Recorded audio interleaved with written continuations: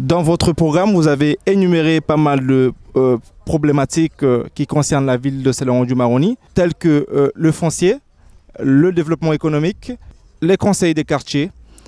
Selon vous, quelles sont vos priorités si jamais vous êtes élu maire de Celeron-du-Maroni?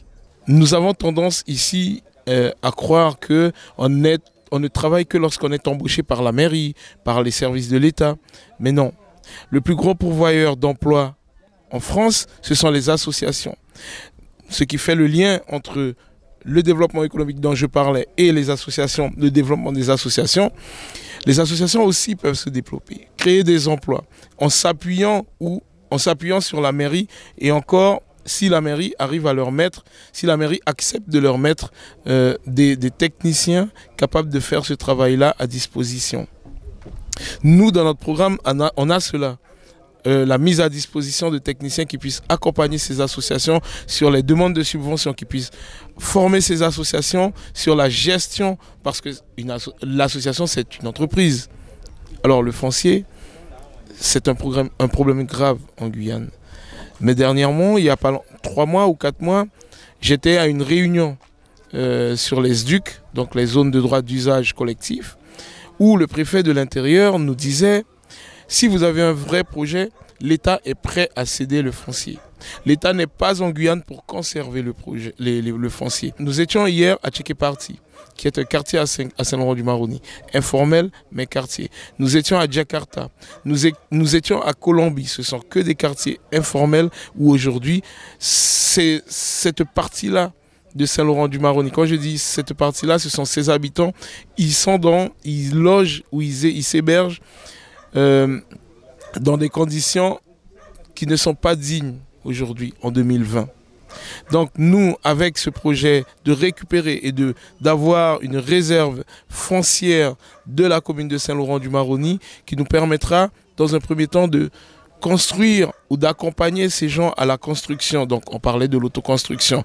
On sait ce que c'est, puisque nous l'avons déjà vu à la Charbonnière. C'était de l'autoconstruction. C'est le matériel qui était apporté aux habitants et ils ont construit leur maison. Ce sont les bardeaux, le village Bardo aujourd'hui.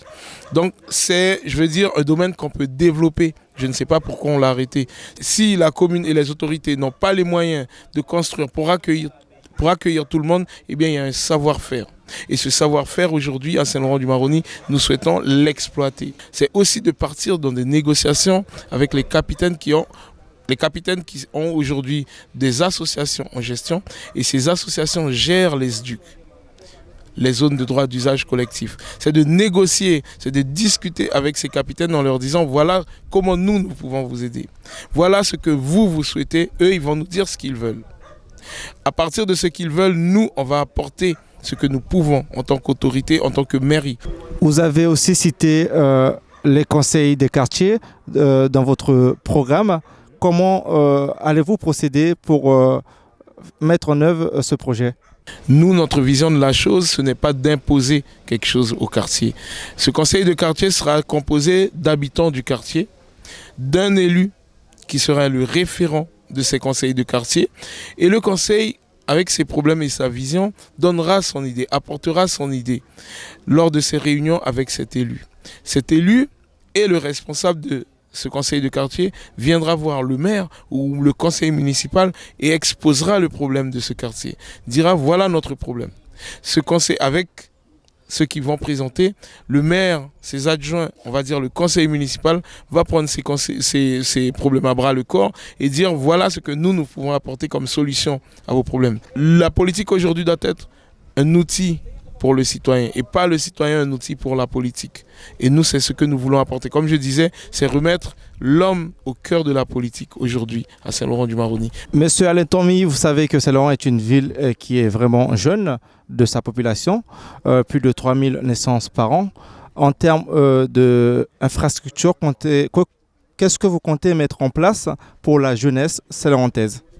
Lorsqu'on parle de maisons de quartier que nous voulons remettre au goût du jour, que nous voulons installer aujourd'hui au sein des quartiers pour la jeunesse, eh bien, au sein de cette maison de quartier, il y aura une association qui va gérer. Dans ces maisons de quartier que nous allons équiper, bien sûr, il y aura le nécessaire pour occuper ces jeunes, le nécessaire pour que ces jeunes se forment, le nécessaire pour que ces jeunes voient ce qu'il y a ailleurs. Nous avons aussi à revoir les équipements sportifs de la commune. Lorsque vous vous mettez un samedi après-midi au terrain de football de la Charbonnière, vous voyez qu'il y a 3 équipes. Un terrain est séparé en 3. Il y a 3 équipes qui s'entraînent sur le même terrain. Aujourd'hui, ne sont pas reconnus parce que nos terrains ne sont pas aux normes. Nos terrains de basket, nos terrains de football ne sont pas aux normes. Et ça, c'est pour la jeunesse. Aujourd'hui, pour la jeunesse, il nous faut mettre en place un complexe sportif. Notre programme, c'est d'abord structurer cette commune. C'est d'abord de mettre en place les structures dont cette commune a besoin pour son développement. Et ensuite, on va embellir. Et ensuite, on va embellir. Aujourd'hui, on nous parle d'abord d'embellir. Et ensuite, nous verrons si nous pouvons structurer. Parce que quand on parle de projet cœur de ville, eh bien, c'est embellir. Ce n'est pas du tout structuré. Nous devons d'abord mettre les différentes structures qui vont absorber les différents problèmes de cette commune, les différentes questions de cette commune et ensuite on embellit. C'était Chronique du Maroni avec Alain Thomy, tête de liste de son parti politique Guyane Force Diversité pour les élections municipales 2020 à Saint-Laurent du Maroni.